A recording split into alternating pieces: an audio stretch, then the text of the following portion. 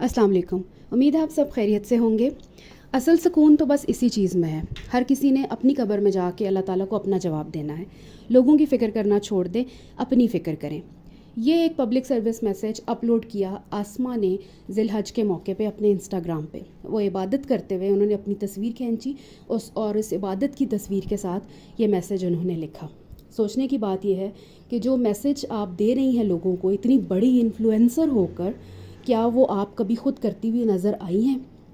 उसके बाद आपने शायद रोज़ा भी रखा ज़िलहज का माशाल्लाह, और उसके बारे में भी आपने स्टोरी एक लगाई थी जिसका कैप्शन था अल्हम्दुलिल्लाह आज रोज़ा था, न्यू ड्रेस। उस तस्वीर को, स्टोरी को देख के मैं ये समझ नहीं पाई कि क्या आप लोगों को ये बता रही थी कि आपने रोज़ा रखा है, या आप ये बता रही थी कि आपने नया जोड़ा पहना है। क्योंकि दुपट्टा आपने जिस तरह बाजू पे गिराया हुआ था और बॉडी आप एक्सपोज कर रही थी, वो कुछ समझ नहीं आ रही थी बात। या तो रोज़े का एहतराम कर लेती, या अपनी बॉडी को थोड़ा सा एहतराम दे देती। कम से कम मजहबी चीज़ों को दुनियावी चीज़ों के साथ मिला के डिसरिस्पेक्ट ना किया करें। खैर जी, व्लॉग आया और फाइनली मरी पहुंच गई।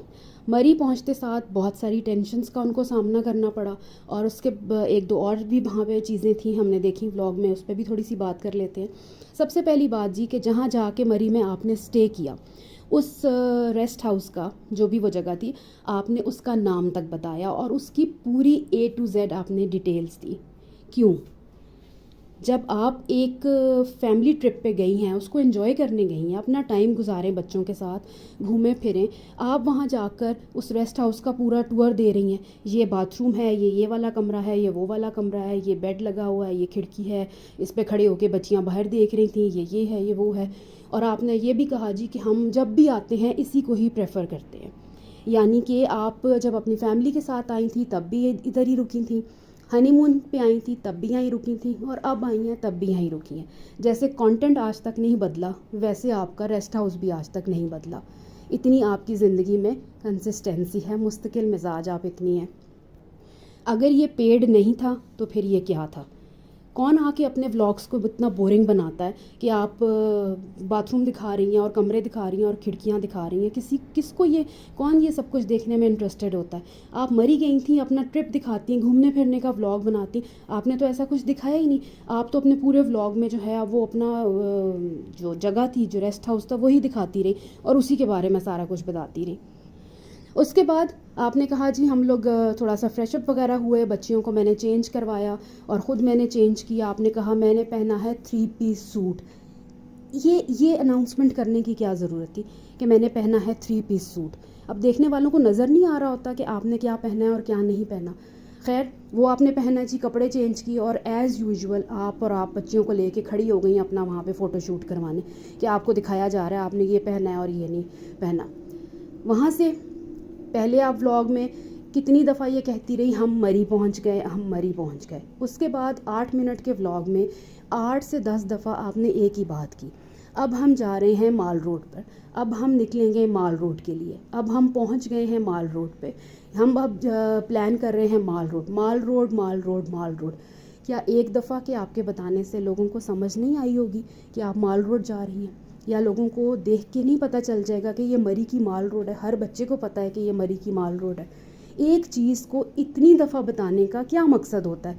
आपके व्लॉग्स जो हैं वो इतने एट टाइम्स अनोइंग हो जाते हैं कि एक ही चीज़ को बता बता के आप अगले जिसको कहते हैं ना व्यूअर को एक अजीब सा फील देना शुरू कर देती हैं।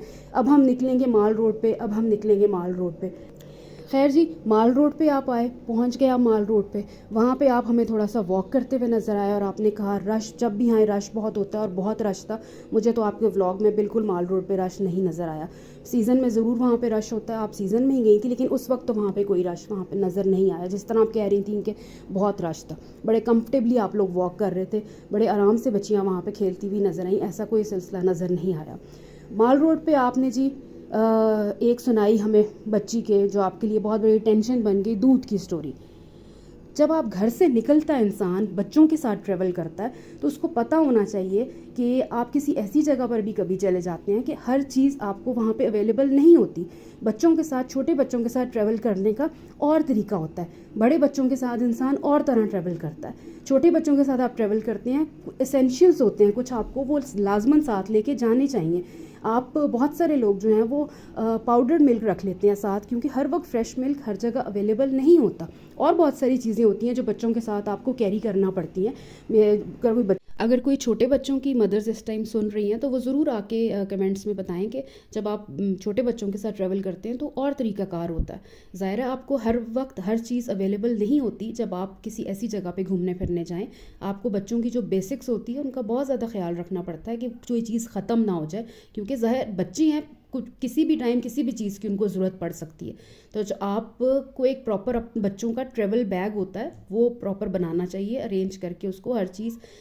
کچھ چیزیں ہوتی ہیں وہ آپ کو زیادہ کوانٹٹی میں رکھنی پڑتی ہیں، کچھ کم میں بھی گزارا ہو جاتا ہے.